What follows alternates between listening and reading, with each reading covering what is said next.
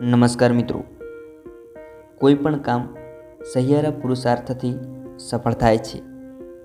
ઘરનું સારું વાતાવરણ સૌના વર્તન પર આધારિત રહે છે.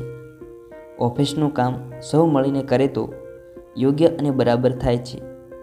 ઘરની સ્વચ્છતા દરેક સભ્યોનો ફાળો માગી લે છે તો ઘરમાં લગ્ન જેવા પ્રસંગે સૌ સાથે મળીને કામ કરે ત્યારે જ સારી રીતે ઉકેલી શકાય છે. હું કરું એ અજ્ઞાન છે એમ આપણા શાસ્ત્રોમાં કહ્યું છે. વડીલ હોઈએ કે ગૃહિણી, ઓફિસમાં બોસ હોઈએ કે બિઝનેસમાં માલિક, સૌને એમની ફરજ સમજાવવી અને યોગ્ય કામ બદલ અવારનવાર શાબાશી આપવી આપણી ફરજ છે. જુનિયર સ્ટાફે સારું કામ કર્યું હોય તો એને ક્રેડિટ મળવી જ જોઈએ. એટલું જ નહીં, ઘરના નાનકડા સભ્ય કે સ્ટાફમાંથી કોઈએ કંઈ સારું કર્યું હોય તો એને પણ બિરદાવવું જ જોઈએ.